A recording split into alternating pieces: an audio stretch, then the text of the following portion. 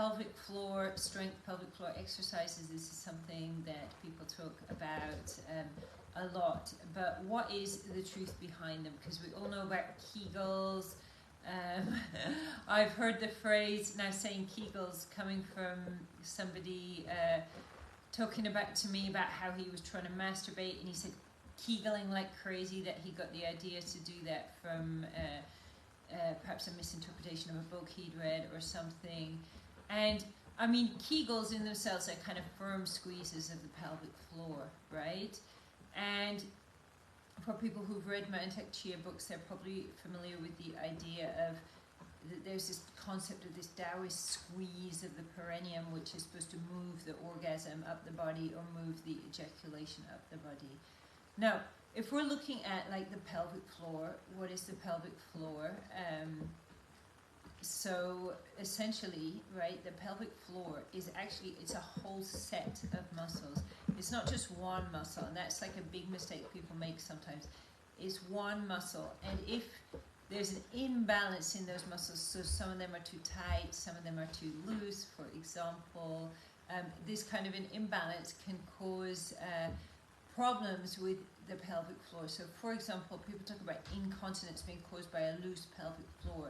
The majority of cases of incontinence is caused by too much tightness in the pelvic floor, not too much looseness. The same with premature ejaculation. In fact, I've actually had clients that went against the advice in a book by Mantak Chia and started trying to do these pelvic floor squeezes, and ends up going from being quite sexually okay to developing premature ejaculation because of making the pelvic floor too tight. So an overly tight pelvic floor, it can lead to incontinence, it can lead to problems with orgasms, premature ejaculation, can affect the erection. In fact, in a sense, the pelvic floor is like the most important muscle in the whole body, because it's right at the bottom of the body and it literally holds our organs in place and our organs up. Now, one moment I had, which was really, really educational about my pelvic floor, which was I'd been having like this discomfort, I can only describe it as discomfort, on my bladder. I didn't notice it most of the time, except when I went running. I noticed this discomfort with my bladder, and I didn't know what it was, right? Eventually I found a body worker who actually told me that what was going on was one of the tendons was just pulling too tight on the left side of my bladder, did a move to release the pelvic, or well, maybe it wasn't the pelvic floor, but the muscle around the bladder. And I've never had that pain or that discomfort come back ever since then. So the first thing to understand about the pelvic floor is it's important, it's powerful, but it's also a very, very delicate muscle. And when we are using exercises that are aggressive exercises of the pelvic floor, even of themselves, they can cause damage.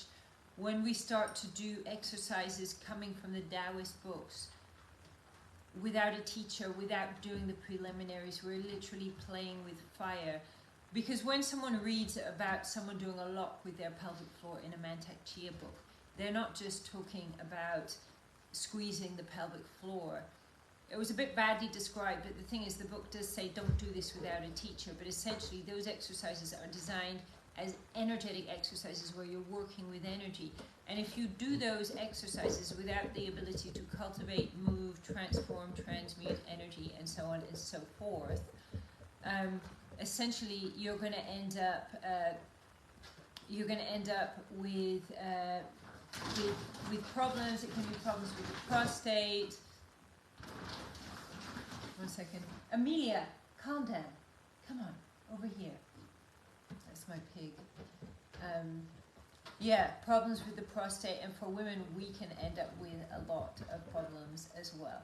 So it's not that I'm against doing clenches of the pelvic floor, but I think that they have to be done in the right way and at the right time as well, and that's really, really important.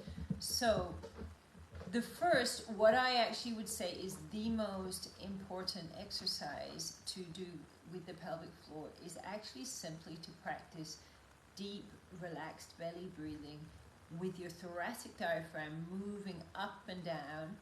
And as the thoracic diaphragm is moving up and down, the pelvic floor will gently move with it and tone.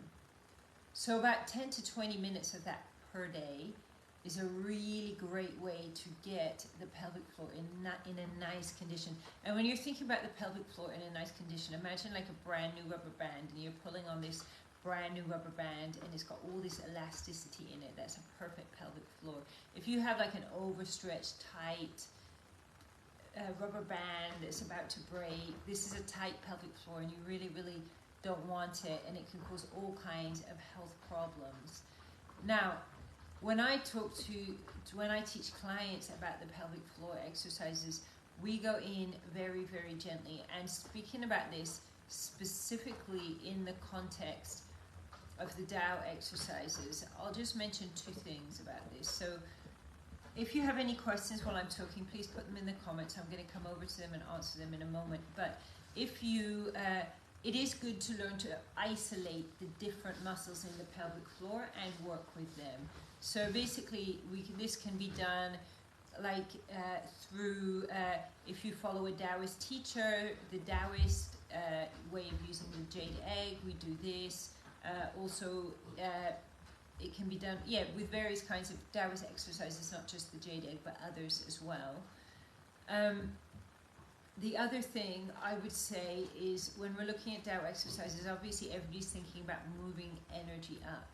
Now, in terms of moving the energy up, the way I teach it, and I teach this from my own experience with clients, and also like knowing a lot of Tao instructors, having been contacted by a lot of people who followed Mantak Chia exercises out of books and caused themselves injuries. I think altogether there's been thousands of people that copied exercises out of the books and caused themselves injuries. It's actually been quite a big thing that's happened to people. So it's definitely important to be aware that, for example, coming close to ejaculation and squeezing your pelvic floor, coming close to ejaculation and pushing into your perineum, both of these exercises are extremely risky, and I definitely don't advise to do them unless you're very, very advanced already in your ability to cultivate, move, transform, transmute, refine, and store energy already.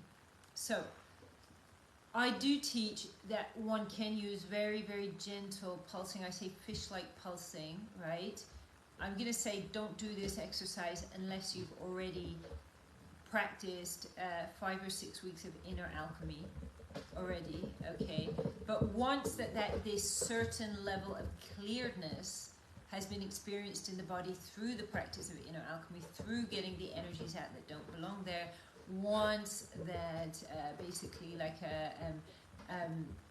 the skills to be able to move energy, cultivate, transform it, and so on and so forth have been built, is then possible to allow the pelvic floor to gently come with and go with the intention. So the intention, using the intention, so using the mind to pull the energy up the back. This is the ideal situation. If you're just trying to squeeze your pelvic floor, or having sex with someone hoping you're not going to ejaculate by squeezing your pelvic floor, this is not a good idea. It's not good for your health. You want to really be able to have the skill to use your intention to move that energy. And I will tell you, it's not a difficult thing to learn. With most clients, within 6 weeks, they've built up those skills. My little pig is making a ruckus on the floor. Amelia, please. Those are electric cables. Maybe it was a really bad idea to get a pig, I don't know, but she's here now, so yeah. Anyways, coming back to our topic of conversation, you want to be able to have these skills, okay? Know that it's not something you're going to just learn to do overnight, but it is something, like I mentioned, that 6 weeks. I've rarely had people get to 6+ weeks and really struggle with it, and when they did, once or twice it's happened, we then got together, worked together, and then managed to move the exercises afterwards. So so essentially, yeah, like the exercise of the pelvic floor. Now, looking at it from the Taoist perspective, it is an energetic exercise. It's really important to do this in a way where what you're doing is working with the energy. If you're looking from a Western point of view at exercising the pelvic floor, well, bearing in mind that the pelvic floor is like extremely delicate, I mean, basically, again, I would just say very gently getting in touch. And I do say that belly breathing is an absolutely amazing, amazing way of getting your pelvic floor toned. I get my clients doing this like from the word go, breathing into their bellies, and basically, this is how we get to sort of end up with the results where they become completely in control of the ejaculation or having the orgasms they want if they've been anorgasmic, being able to have multiple full body orgasms. This is all by actually opening up the body, relaxing the body, rather than trying to force something up when something already, which is blocked emotions, are pushing down. Now, I'm just trying to check questions. Someone says they hear no sound. Can you give me a 1 if you hear sound?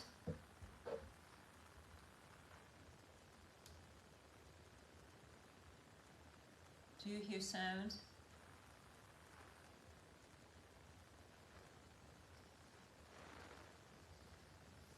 Do you take it back? No sound? Okay, people hear sound, that's good to know. Okay. Listen, people must have questions regarding the pelvic floor. We have 5 minutes to answer them. So, or is this all it? Any ladies with any questions? Or if you feel your question is personal, please do feel free to reach out in the DM to me. Ooh, that's the pig again. Amelia, baby, please. So,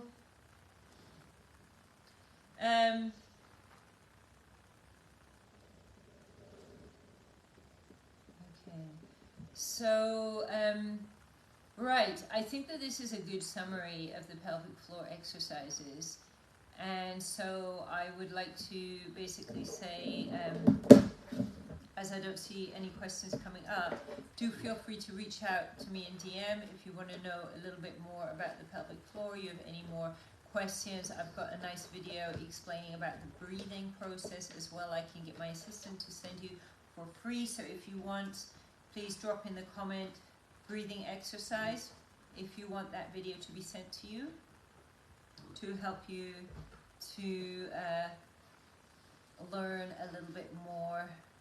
Oh, beautiful to see someone here who has been on a pelvic floor course with me. Hi, Jenny.